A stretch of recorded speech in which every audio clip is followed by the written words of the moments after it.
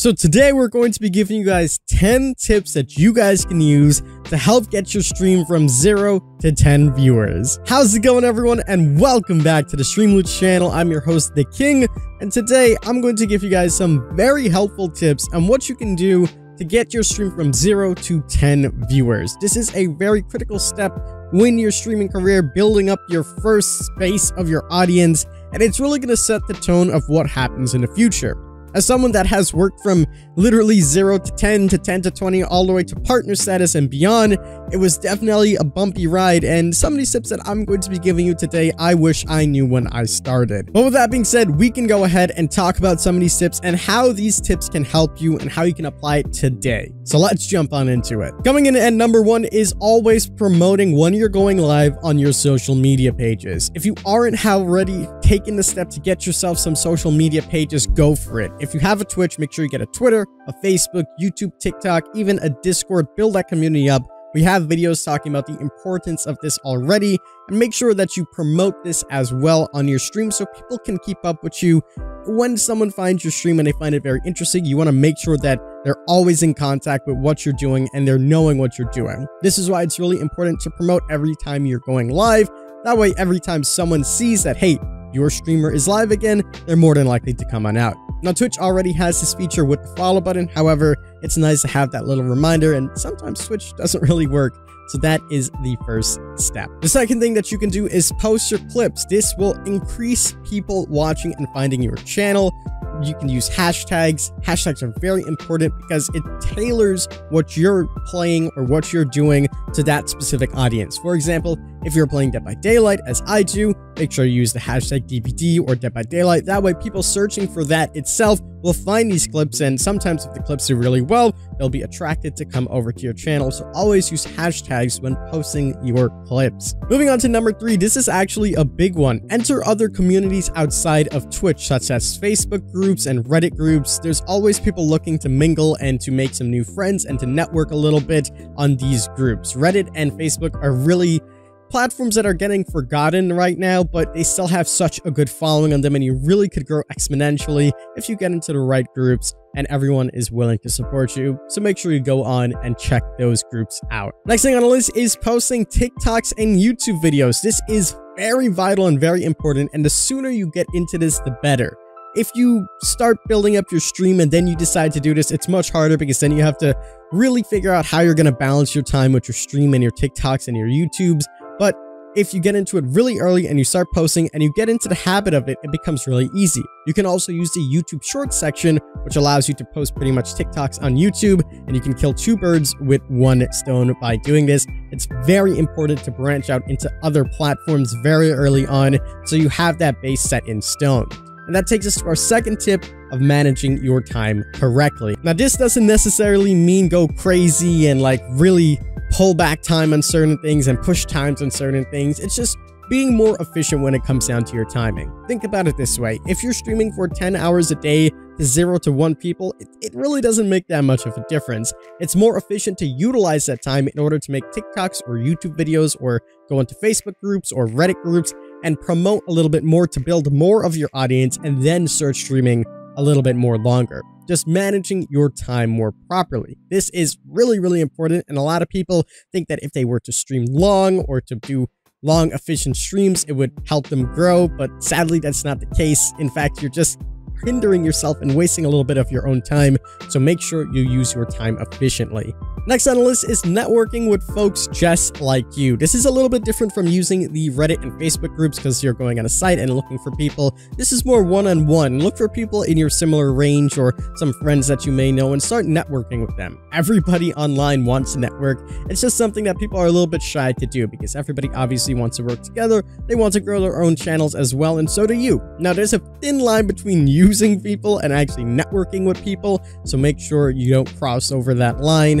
And just, make some new friends. When I started playing, I saw Polyester was making very similar content to me in the Dead by Daylight space, so I decided to reach out, ask him if he wanted to collaborate. He agreed. We started making some awesome videos together. He made some with me, I made some with him, and thus the beautiful friendship started. And now we almost both have 100K channels, so it's been absolutely amazing, and I highly recommend doing this as well. Again, Don't cross over to the section where you're like, oh, I want to be friends with this person because I can gain. That's not the mindset you should have. You should be going in with, hey, we mutually can grow together. We vibe a lot. Our communities are similar. Why not work together? Next on the list is to keep on learning and to never settle. This is something that I do to this day. Every time that I see someone else's stream or I'm looking at someone's YouTube video, I get ideas that go into my head. I go on YouTube, I go on Twitter, I start researching a bunch of things and trying to figure out new things all the time. You need to have that thirst and that ambition always flowing through you.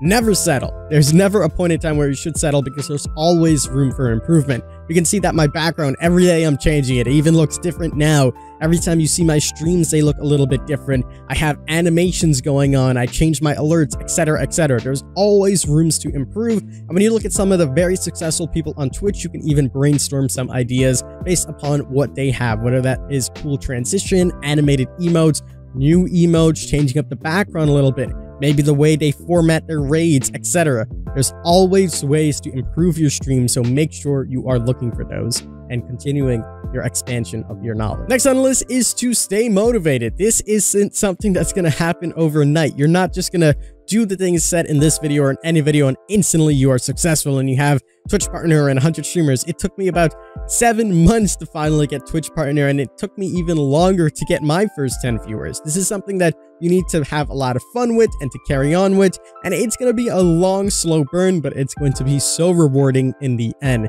So make sure you guys are taking your time, pacing yourself with this. Don't get demotivated because it's not easy. So you might see some folks and you might compare yourself to them. It's not healthy. Don't do that.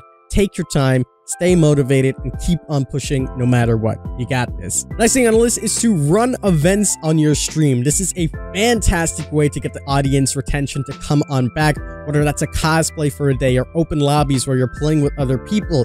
Maybe do an IRL stream, switch up the pace a little bit, something that people would want to tune in that's different from the norm, something they wouldn't want to miss, a nice big event. A good example is some of the Streamloot-a-thons that creators have been doing. They've been collaborating with each other as well, making some unique Streamloot collection packs. So make sure you guys take a look at that as well. Do ideas like that to get the audience to come back and to be like, hey, what's going on?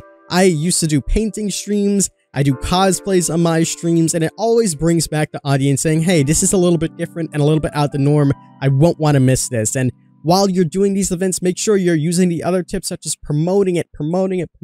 Let people know that this is happening.